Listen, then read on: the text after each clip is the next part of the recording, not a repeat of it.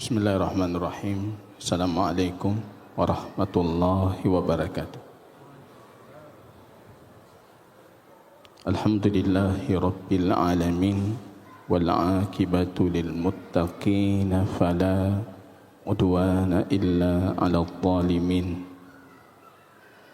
Asyhadu an la ilaha illallah wahdahu rabbi la syarika lahu wa asyhadu anna Muhammadan abduhu wa rasuluhu safiyuhu min khalqihi wa khaliluh. Ibadallah, usikum wa iyaya bitaqwallah faqad fazal muttaqun haitsu yaqulu rabbuna jalla sya'nuhu fi muhkami tanzilihi ya ayyuhalladzina amanu ittaqullaha haqqa tuqatih wa la tamutunna illa wa antum muslimun. Kaum muslimin dan muslimat sidang jamaah salat maghrib yang diberkahi oleh Allah Subhanahu wa ta'ala.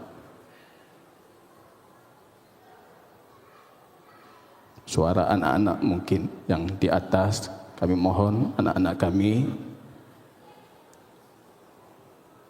untuk menjaga kondisi. Kasihan ini bapak-bapak yang datang dari jauh untuk bisa mendapatkan ilmu.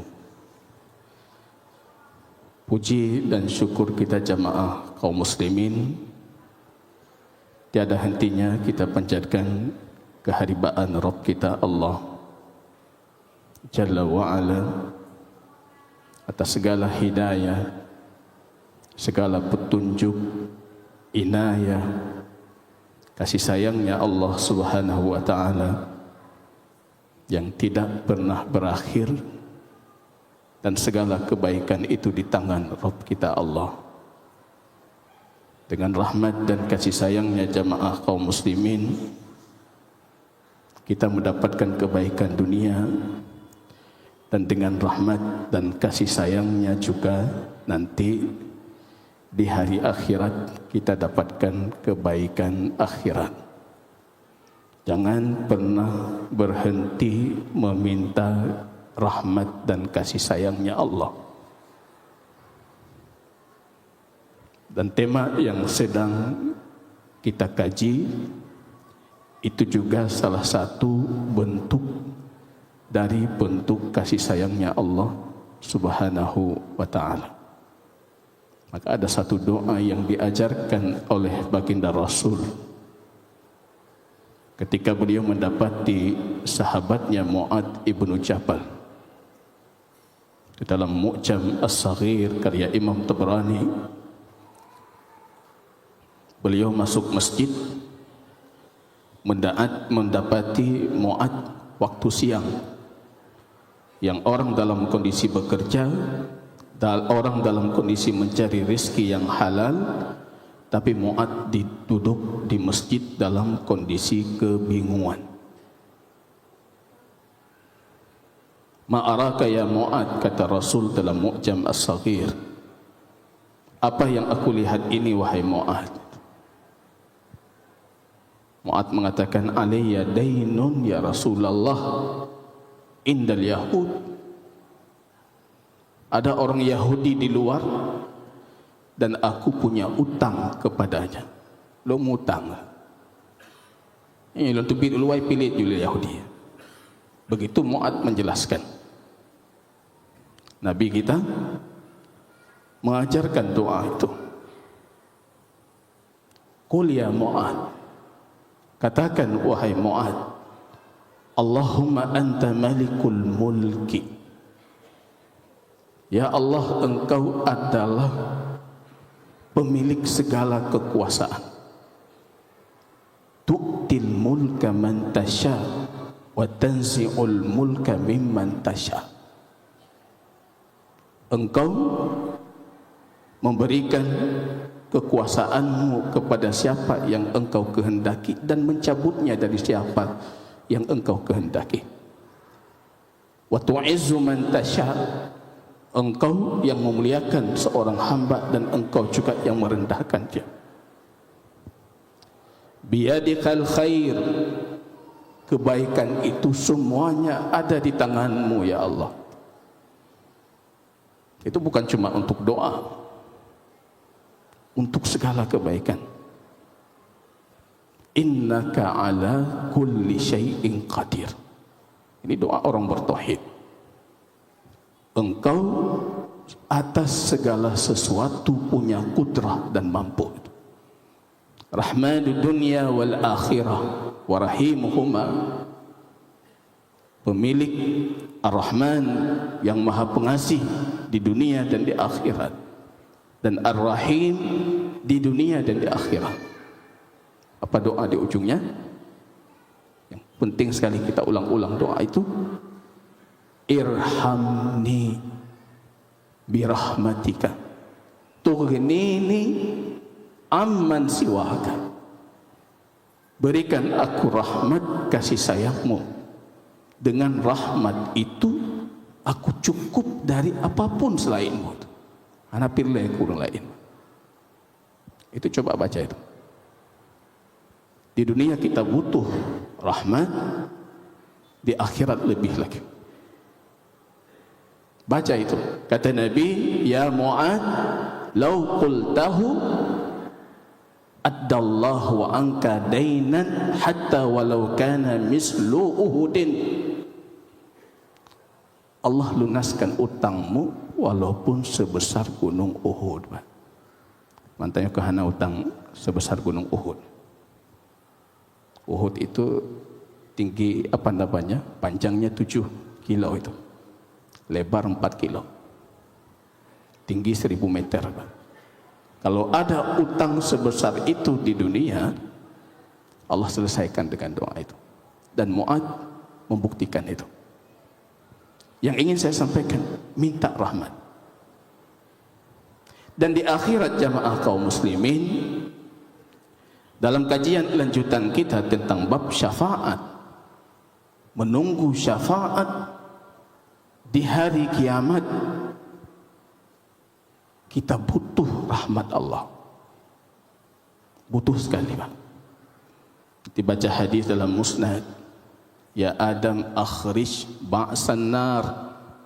Wahai Adam, coba keluarkan keturunanmu yang akan digiring ke neraka. Wa ma ba'sun nar ya Rabbi. Berapa banyak yang akan digiring ke neraka? Apa kata Nabi? Min kulli alfin tis'umi'atin tis'ah wa tis'un. Dari setiap 1000 itu 999.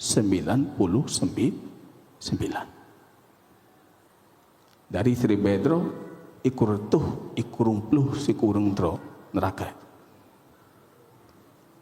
Menangis para sahabat Rasulullah itu. Oman yanjumina ya Rasulullah, wahid min alf.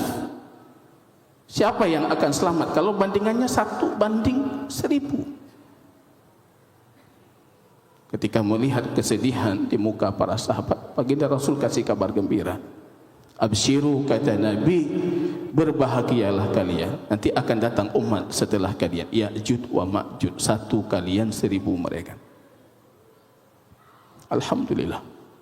Kembali rahmat Allah untuk kita umat Muhammad. Kembali kasih sayang Allah itu. Maka minta itu terus. Ya Rabb, irhamni birahmatika tughnini an rahmati man siwaka. Ya Allah, berikan aku kasih sayangmu, yang kasih sayang itu mencukupkanku dari segala kasih sayang selainmu itu. Enggak butuh kasih sayang orang lain. Selama Rabb kita Allah itu punya kasih sayang untuk kita itu. Itu doa yang diajarkan oleh baginda Rasulullah, Pak.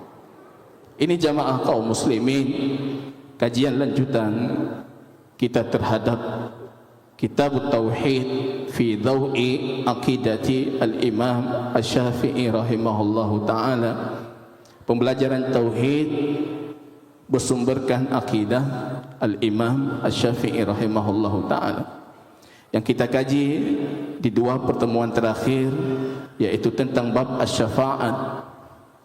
Bagaimana butuhnya kita terhadap syafaatnya Rasul kita sallallahu alaihi wasallam, dan kita juga butuh kepada syafaatnya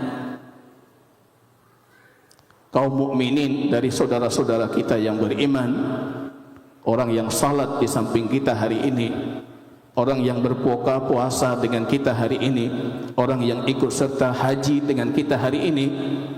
Karena sebagaimana kita pelajari di pertemuan sebelumnya, mereka itu akan diberikan hak oleh Allah untuk bisa memberikan syafaat kepada siapa yang mereka kenal dari orang-orang beriman yang masih di dalam neraka. Ini jamaah kaum muslimin rahimani wa rahimakumullah. Di penghujung kajian syafaat ini ingin saya coba menyimpulkan beberapa kaidah tentang syafaat.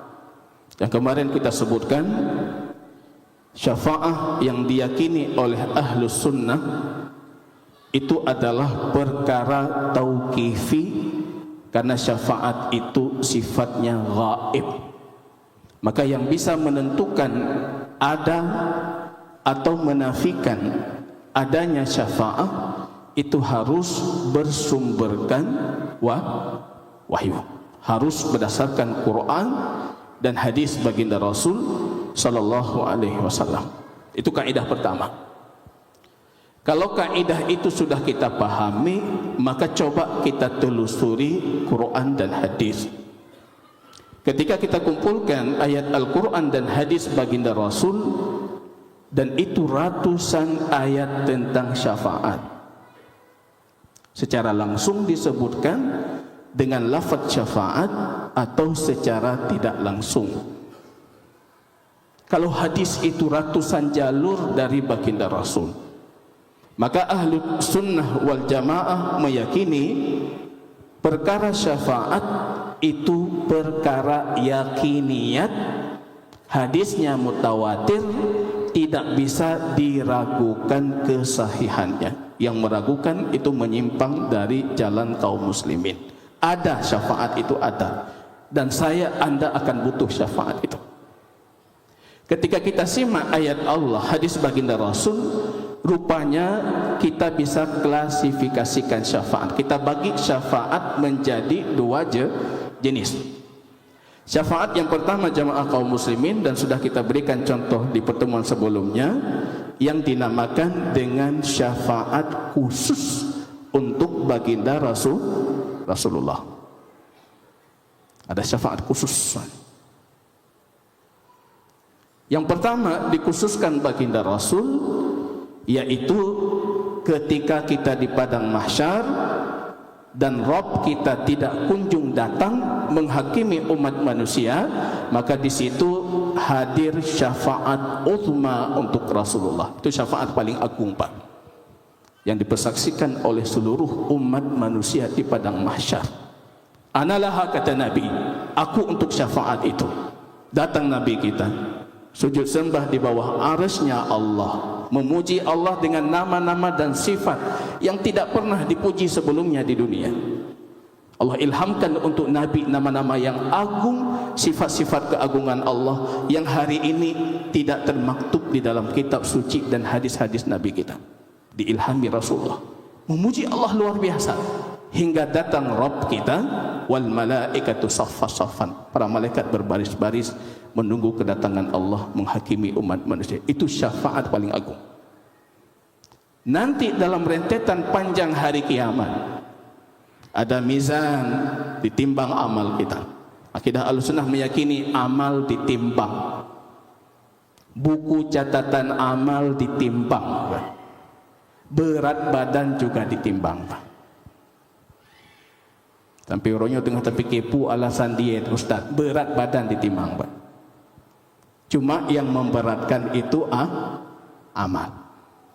Betisnya Ibnu Mas'ud ketika naik mengambil siwaknya baginda Rasul, diterbangkan oleh angin, iput oleh angin. Tertawa para sahabat Rasul. Baginda Rasul kita mengatakan, betis itu di hari kiamat ketika ditimbang lebih berat dibandingkan gunung Uhud, Pak. Tahu kita berapa berat gunung Uhud? Ada yang mengatakan 5 miliar ton. 5 miliar ton berat. Itu betis Ibnu Mas'ud. Apa arti kita badan besar, ulai rayut, betih rayut, badan murad, tapi ketika ditimbang di hari kiamat tidak seberat sayapnya nyamuk, Pak. Ngube sayap nyamuk enggak seberat itu, fal'iyatubillah. Ditimbang nanti, diberikan kitab catatan amal, ada sirat, ada macam-macam. Mudah-mudahan kita melalui itu dengan izin Allah. Sampai kita di pintu syurga, Pak. Hatta idza ja'uha, Quran surat Az-Zumar 73. Ketika kita tiba di pintu syurga, dan sebelumnya disebutkan 71, wasiqal ladzina kafaru ila jahannama zumara, orang kafir dibawa ke pintu neraka. Ketika tiba di pintu neraka itu, mereka dapati futihat abwabuha, rupanya pintunya sudah terbuka, langsung dimasukkan. Fal'iyatubillah. 2 kali azab kata para ulama, azab neraka dengan azab terkejut. Begitu dahsyatnya neraka, langsung dicobloskan. Tapi nanti lihat Az-Zumar 73. Wasiqal ladzina taqaw rabbahum ilal jannati zumara. Orang-orang yang bertakwa itu digiring berkelompok-kelompok ke surganya Allah. Rupanya ketika kita di sana disebutkan dalam hadis, Quran menjelaskan wa futihat abwabuha. Rupanya ada huruf waw di situ. Belum dibuka pintunya. Waw itu dalam bahasa Arab maknanya waw al-muhlah. Waw menunjukkan keterangan ada durasi waktu tertentu yang nanti dijelaskan oleh Nabi kejadian apa yang terjadi di pintu surga itu. Dalam hadis Rasul mengatakan ketika penduduk surga datang ke pintu surga, mereka mendapati surga itu tertutup. Hatta atan Nabi sallallahu alaihi wasallam, datang baginda Rasul sallallahu alaihi wasallam mengetuk pintu surga.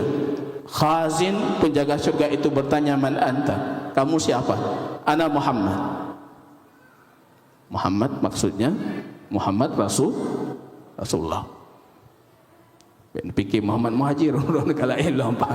Kata tak. Muhammad Rasulullah. Apa kata penjaganya? Bika umirtu. Untukmu aku diperintahkan membuka pintu itu. Itu syafaat khusus Rasul, Pak. Kalau di luar ada yang berfikir punya kunci surga, ngejaki dia dapat bek ngelung dapat apa? Itu khusus Rasulullah. Dan umat Muhammad kita ini akhirun wa antum awwalun. Alhamdulillah, kita yang pertama masuk. Alhamdulillah, kita yang pertama masuk dengan izin Allah. Belum masuk, rupanya para malaikat itu mulai menjelaskan apa yang akan kita dapatkan di dalamnya. Rumah kita, istana kita, tempat tidur kita. Berapa orang bidadari yang akan kalian dapatkan? Hingga ketika para sahabat bertanya, ya Rasul, bagaimana kami bisa mengenali rumah kami di surga? Nabi kita mengatakan, kalian lebih tahu rumah surga kalian dibandingkan rumah dunia kalian. Kan hantom tanya tua ada ke rumah, Pak. Waktu tahu aku preh urang di rumah, hana teruk rumah. Tahu lain hantom. Tahu kita rumah kita. Tapi demi Allah kata Nabi, kalian akan lebih tahu rumah surga kalian dibandingkan rumah dunia kalian.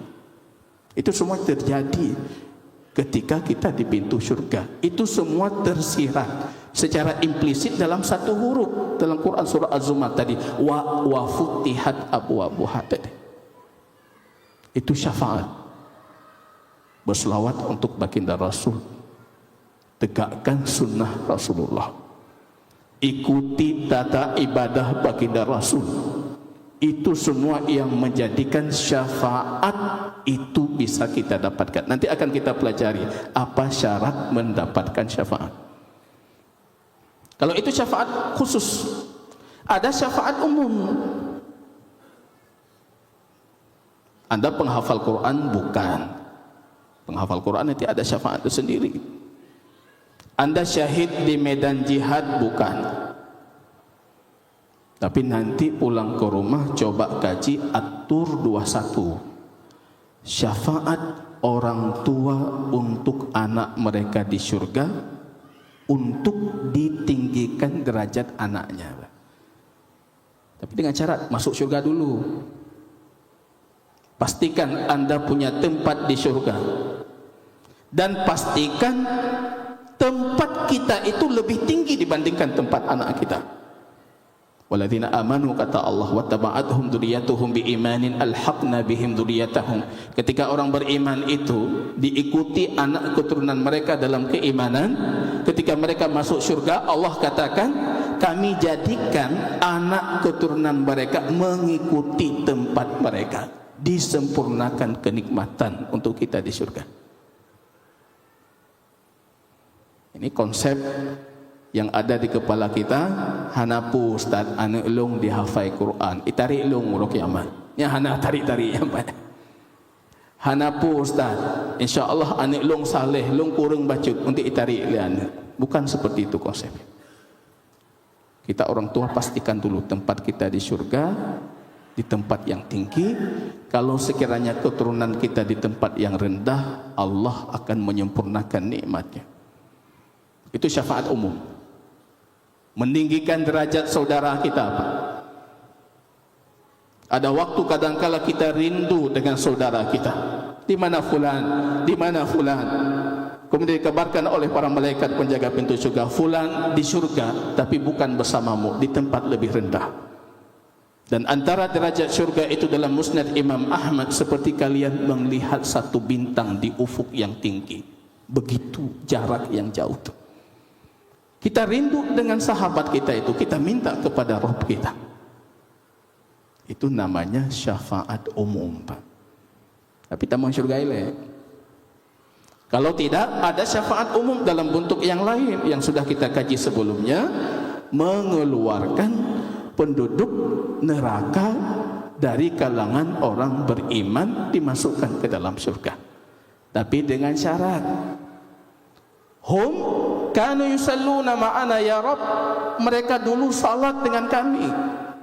Mereka dulu puasa dengan kami. Ini semayang rumah saw gedepu ronan semayang, Pak. Salat ke masjid. Pergi ke masjid.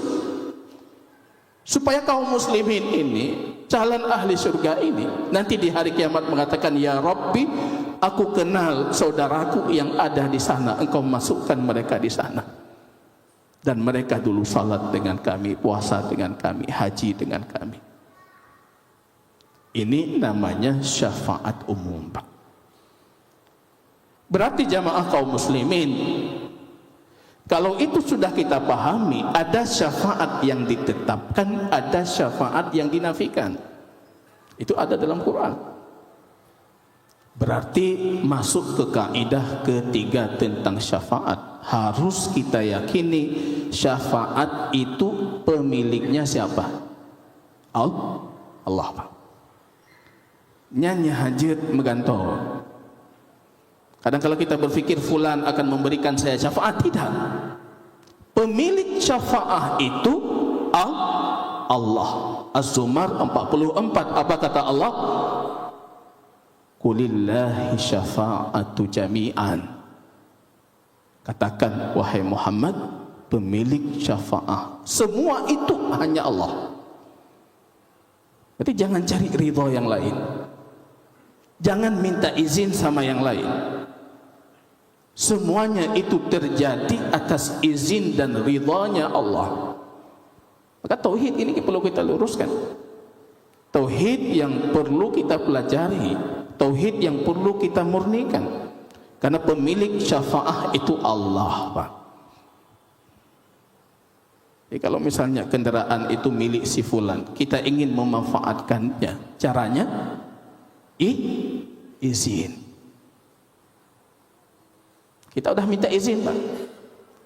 Apa dia memberikan? Belum. Dia baru memberikan izin itu untuk siapa yang dia ridhai. Begitu disebutkan dalam Quran surat An-Najm 26. 2 syarat syafaat. Izin Allah untuk orang yang akan memberikan syafaat. Yang kedua, ridha Allah untuk orang yang diberikan padanya syafaat. Izin dan ridha. Ini yang saya berhenti di pertemuan sebelumnya. Kita simak apa kata Imam Asy-Syafi'i. Qala Asy-Syafi'i, Imam Syafi'i berkata, wastanbattul barihata ayataini. Tadi malam aku mendapatkan faidah dari 2 ayat. Fama ashtahi bistinbatihima dunya wa ma fiha. Kata Imam Asy-Syafi'i, sungguh faidah yang aku dapatkan tadi malam, ilmu dan hikmahnya, sama sekali tidak membuatku ingin menggantikannya dengan dunia dan apapun yang ada di dalamnya. Ilmu beklam bagi lung lebih raya daripada dunia seisinya. Ini namanya lezat berilmu, lezat menuntut ilmu, lasah. Kalau kata Syekh Islam Ibn Taimiyah, walil ilmi ladzah wala ya'rifu ladzataha illa ahlul ilmi. Ilmu itu punya kelezatan. Yang tahu lezatnya ilmu itu siapa? Kata beliau, cuma ahlu ilmi. Pernah Ibn Taimiyah itu sakit, jatuh sakit, datang dokter. Apa kata dokter? Wahai imam, anda hari ini istirahat total. Dokter orangnya pantajak rumah sakit ke lagi nanti. Nyobek ni jak tahu ustaz nuduk di rumah, paku-paku keron. Dokter itu mengatakan, wahai imam, jangan keluar hari, jangan ngajar, jangan ini, jangan itu, istirahat. Cerita ini dinukilkan oleh Imam Ibnul Qayyim, muridnya. Abul Abbas Ibn Taimiyah bertanya, bukankah kalian para tabib, dokter itu mengatakan, kalau hati senang, lapang, tubuh itu akan ikut juga mendapatkan kesembuhan dari kebahagiaan hati. Tabib itu menjawab, betul. Yang penting hati senang, insya-Allah tubuh-tubuh yang sakit itu akan hilang. Ibnu Taimiyah mengatakan tidak ada yang membuat hatiku tenang melainkan ilmu. Ya waron, ya semua boleh.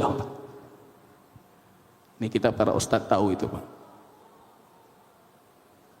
Mengajarkan ilmu itu punya kenikmatan. Kadang sakit lemahnya, tapi ikut sakit lemah, leuro lemah.